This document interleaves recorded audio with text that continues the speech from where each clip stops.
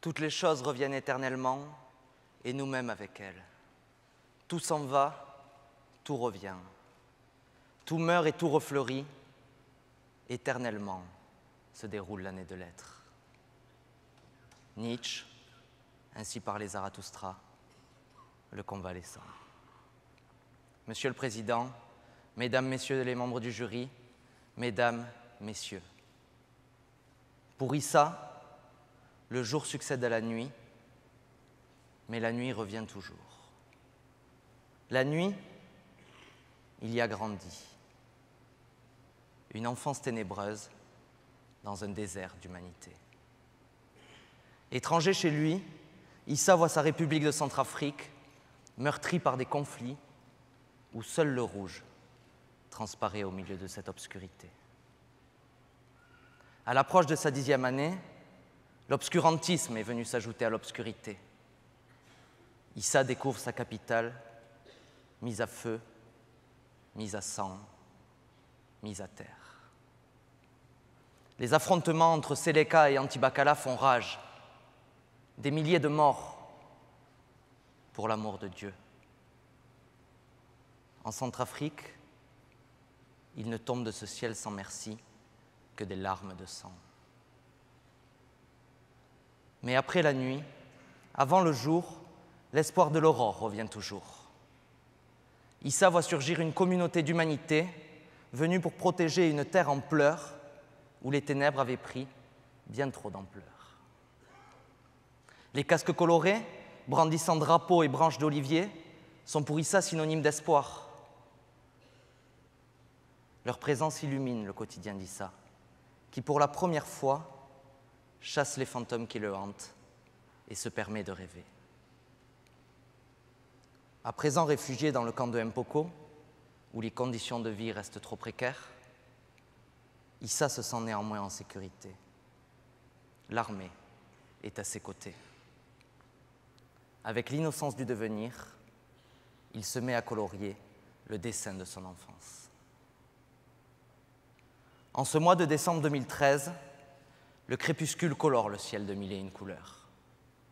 Issa ne sait pas encore que cette lumière trop crue annonce le retour de la nuit, le crépuscule de son enfance.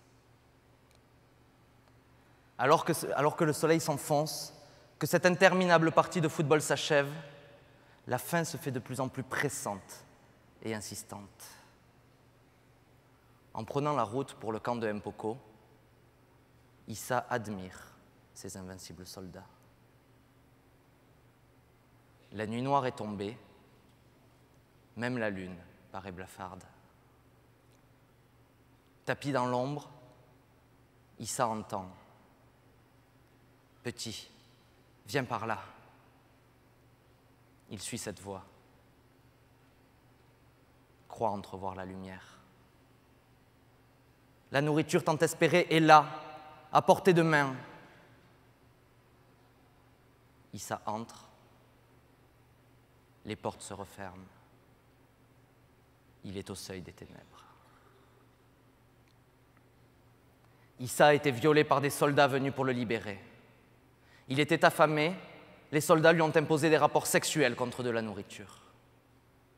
Un crime aggravé, un crime contre l'humanité. Apparu dans les statuts des tribunaux pénaux internationaux pour l'ex-Yougoslavie et le Rwanda, le viol commis lors d'un conflit armé et dirigé contre une population civile relève désormais du crime contre l'humanité.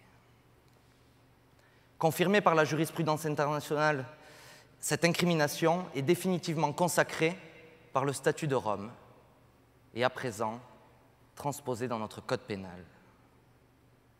Dès lors, au regard de notre arsenal juridique national, régional et international, la violence sexuelle en temps de conflit ne peut plus être considérée comme un malheureux dommage collatéral.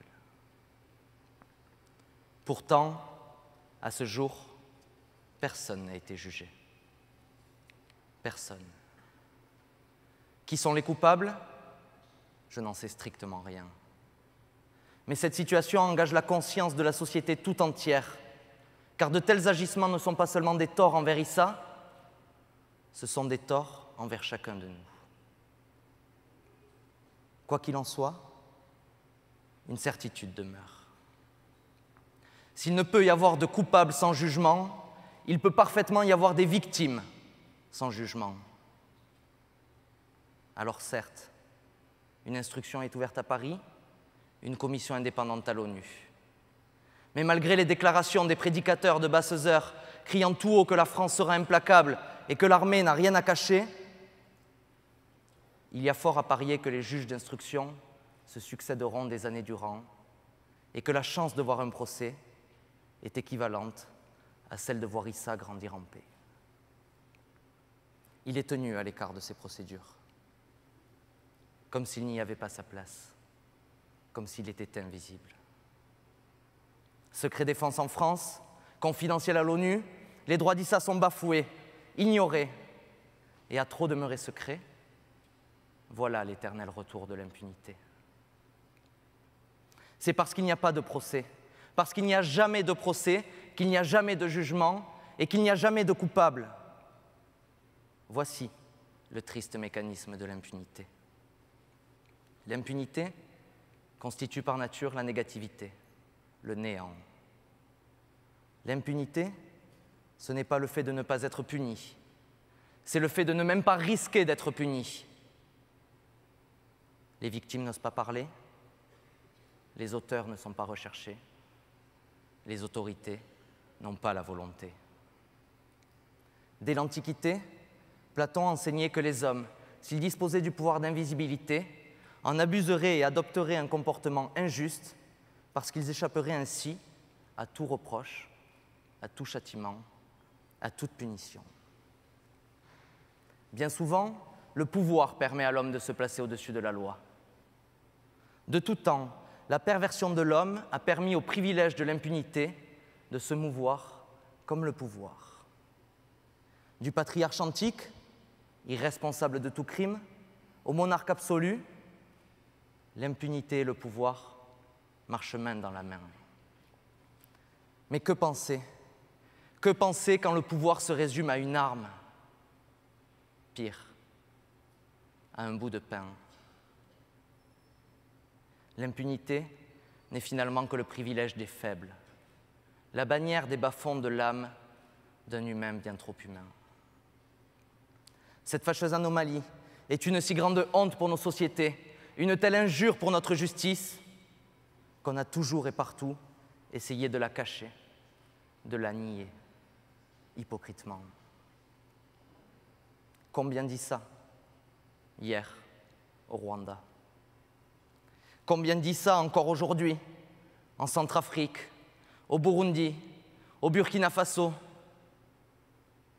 Combien dit ça demain dans chaque conflit? Voulons-nous ressembler à ces cochons de la ferme des animaux qui proclament fièrement « tous les animaux sont égaux » pour finalement appliquer la maxime « tous les animaux sont égaux, mais certains plus que d'autres » ? En Centrafrique, le temps passe, la pluie efface les commandements. Et si l'obscurité revient assombrir notre idéal de justice, les victimes seront nombreuses. Parce que refuser de juger, c'est nier les fondements de nos sociétés, nier les fondations de l'état de droit, nier l'existence de tout droit. À quoi bon proclamer un droit à la vie, une interdiction de la torture, un respect de la dignité humaine, si c'est pour refuser à Issa que sa cause soit entendue, si c'est pour abandonner la justice au pied de l'impunité? Par-delà le bien et le mal, ce fléau est à l'origine du nihilisme de notre temps, à l'origine de la perte de croyance en toute valeur supérieure, en tout idéal commun. Comme si une des erreurs de nos sociétés avait été de croire que vouloir est synonyme d'agir. Or, on peut écrire, penser et désirer un idéal tout en niant, refusant et abandonnant ce même corpus à un enfant centrafricain. Pourtant, des juridictions sont compétentes. Tous les pays européens et africains ont signé puis ratifié le statut de Rome. Son préambule prévoit que les crimes les plus graves qui touchent l'ensemble de la communauté internationale ne sauraient rester impunis.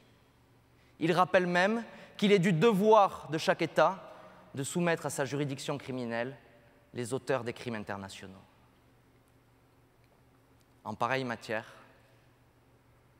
tant que le possible n'est pas fait, le devoir n'est pas rempli. Alors, au risque de me méprendre, je me devais de parler de ce jeune Issa, de lui donner la parole, parole qu'il n'aura sans doute jamais. Cette impunité voudrait nous clouer dans un silence de mort. La dénoncer est un premier pas pour y remédier. Si nous voulons éviter que dans chaque pays, que dans chaque conflit, ne surgisse l'éternel retour de l'impunité. Si nous voulons briser cette permanence des thèmes, des thèses et des acteurs, cette permanence du tragique dans le réel, si nous voulons un jour revoir cet enfant avec le sourire aux lèvres, notre tâche est immense.